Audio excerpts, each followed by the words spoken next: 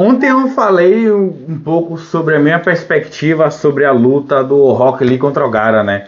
Que foi muito mais uma luta sobre reconhecimento do que necessariamente sobre talento contra esforço, para ver quem vencia, né? Só que eu vou te falar um pouco sobre um outro personagem de um outro anime, que na época que surgiu, né, a gente nem sabia o que era anime, que é o Cavaleiro do Zodíaco, né? Cavaleiros do Zodíaco ele teve o seu início na década de 90, né, que foi a explosão que todo mundo sabe, na Rede Manchete e tudo mais. Na época a gente não sabia o que era anime, a gente gostava do desenho japonês ali. Só que na época a gente achava incrível, né, a história, o encaixe das músicas, né.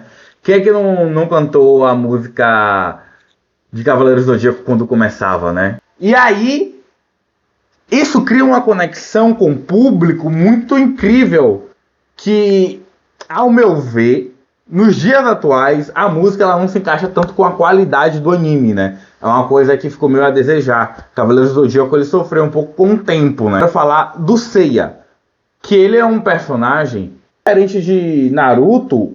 O Cavaleiros do Zodíaco ele tem uma forma diferente de trazer as lições de vida pra gente, né?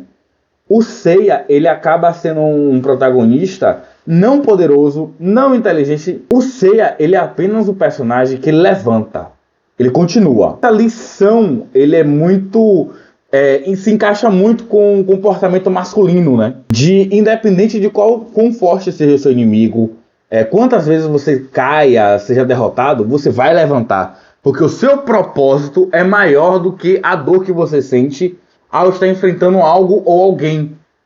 O Seiya, ele teve um propósito muito claro desde o início, que era salvar a Saori, por exemplo, na saga das 12 Casas, né? Ele acaba indo de encontro com esse propósito. Ele não consegue vencer os inimigos dele de fato na força.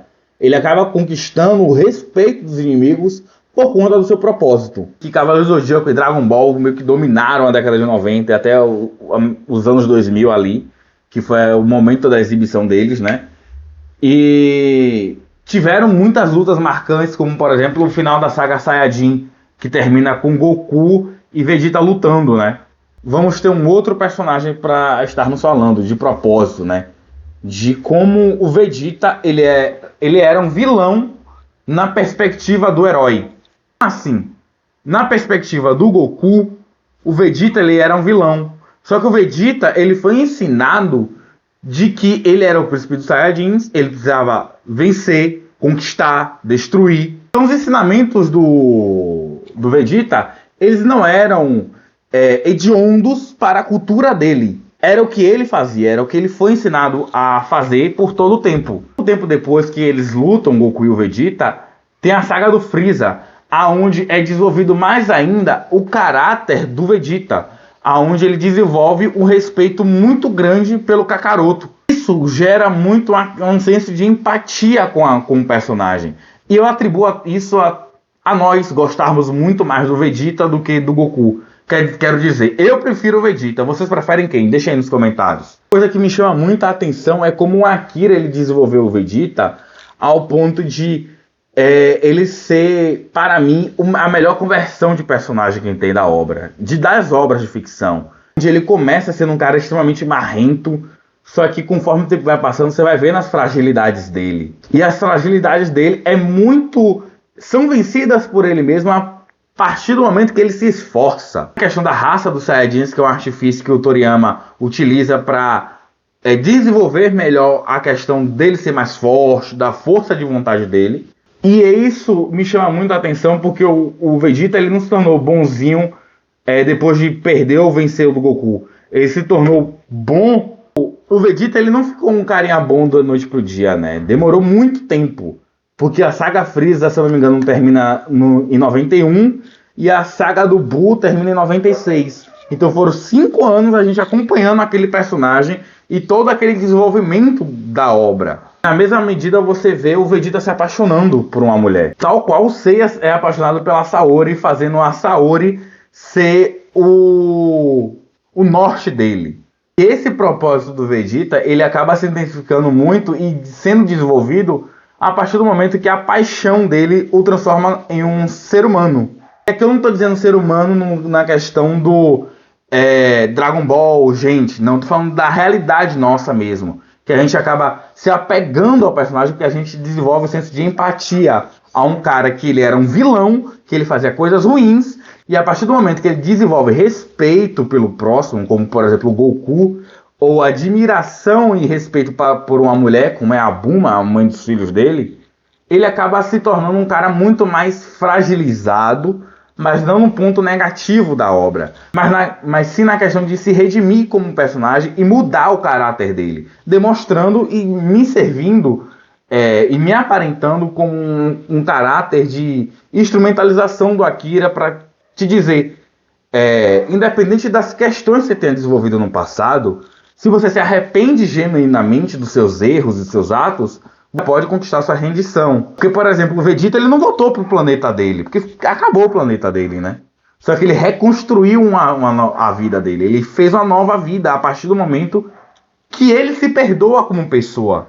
E a partir do momento que nós, homens, compreendemos nosso passado e reconhecemos nossos erros, nós podemos desenvolver o nosso futuro, seja indo atrás da nossa Saori ou Bulma, que aqui já vem uma outra parte, porque o Naruto, o anime Naruto, ele trabalha um pouco diferente, né? Ele meio que setoriza o tema. Eu falei ontem no vídeo do Rock Lee, né? O Rock Lee, ele é um... Inclusive, se você não viu, tá aqui um card, o vídeo do Rock Lee, e vou deixar também no final, para vocês poderem acompanhar.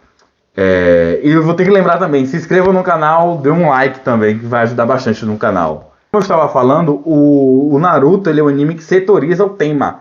Que, por exemplo...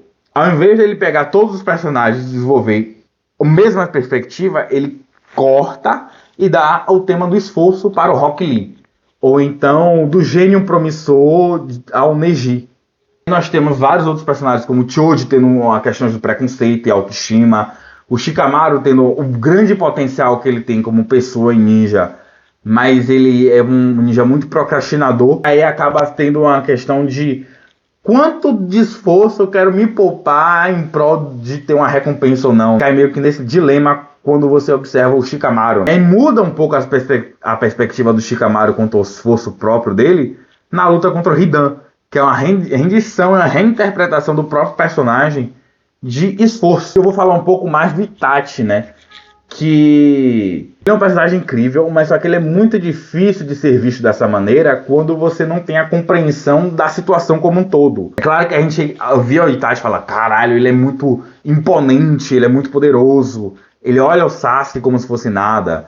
Tem as questões de, por exemplo, no início da obra, ali na metade do clássico, ele tem encarado um pouco o Jiraiya, aí gera uma atenção mais ainda sobre o caráter e potencial daquele indivíduo. Só que aí a gente cai na questão da moral do Naruto. E futuramente na obra a gente acaba tendo um conhecimento do que o Itachi ele acaba tendo uma postura para salvar a aldeia e as pessoas que ele ama. E as pessoas que sabem o que o Itachi fez e por que ele fez, permite que as pessoas o vejam como vilão. Ao ponto de o próprio causador ou incentivador do comportamento do Itachi, que é salvar todo mundo, o Sasuke sendo o único que ele permite ficar vivo, porque ele tinha um amor por essa pessoa, né? Em todas as dissertações, a narrativa da construção do personagem Itachi e Sasuke, né? Sendo uma coisa extremamente amarrada ali no final da obra com a salvação do Sasuke. Porque o irmão deixa meio que o caminho aberto, mas a única pessoa que poderia salvar o Sasuke de todo o caos que ele vivia como pessoa e na existência dele, porque ele não sabia quem ele era. O Sasuke ele não tinha um reconhecimento de força, de talento, porque o Naruto estava avançando muito mais do que ele ao longo do tempo, e isso é jogado na nossa cara o tempo todo, né?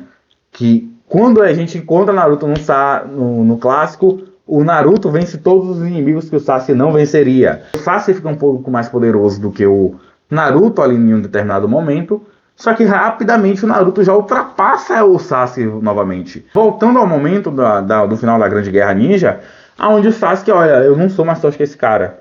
E aí tem todos os artifícios do roteiro para que gerasse uma luta de igual para igual com os dois. Não sendo necessariamente uma luta de poder, uma luta de ideal. Naruto quer salvar o Sasuke, só que o Sasuke não quer ser salvo.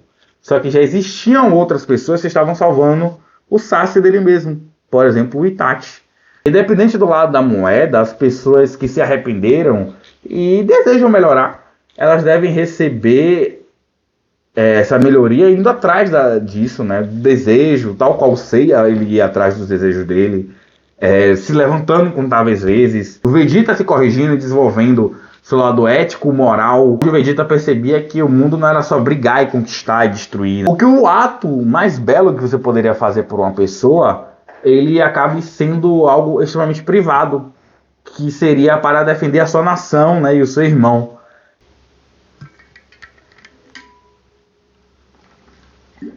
Beba água, tá? Lembrando você de beber água. Acaba produzindo o ato mais bonito que um ser humano possa fazer, né? Que é se abdicar da sua própria existência ao ponto de salvar uma outra pessoa. Porque assim, o Itachi meio que ele aceitou não seria a palavra correta, destino, mas ele aceitou a realidade a qual ele vivia. E ele queria dar uma oportunidade para que o próximo não sofresse com aquela realidade. Então ele meio que quebrou o ciclo ali de guerras entre os Uchihas, né? Permitindo que o Sasuke fosse salvo pelo Naruto no final de contas, né? E sendo reconhecido como uma pessoa mais poderosa do que o Sasuke, aquelas questões todas morais que a gente já sabe sobre o Naruto, né? Então, por mais que os nossos atos eles sejam privados, a gente tem que ter o discernimento de que por que nós estamos fazendo esse ato. A gente não precisa dos holofotes que as outras pessoas vejam, nos aplaudam. Tal qual o Itachi, ele não precisou ser aplaudido para ele salvar o irmão. O irmão foi lutar contra ele. O irmão não acreditava nele. Mesmo assim, o irmão esteve ali com ele até o final. Porque na cabeça dele, na concepção dele, ele estava fazendo o melhor para salvar a pessoa que ele mais amava. Independente se essa pessoa fosse retribuir o carinho por ele ou não. Porque o amor é um passo de compreensão. A partir do momento que eu lhe compreendo mais, eu não me afasto de você. Me aproximo de você. Tendo até uma âncora e uma ponte de desenvolvimento do Sasuke, né? Uma virada de chave e tudo mais. Mas aí acaba sendo um outro papo que eu queria falar em um outro vídeo. Mas esse foi o vídeo de hoje. Eu me chamo Daniel, eu sou estudante de psicologia. Eu criei esse canal para estar falando sobre tudo que eu gosto, principalmente animes. Se você gostou, se inscreva no canal, deixa o like e compartilhe com quem você quiser. Caso vocês queiram entrar em contato comigo, vai ter minha rede social aqui embaixo, tá bom? Tchau, tchau, gente.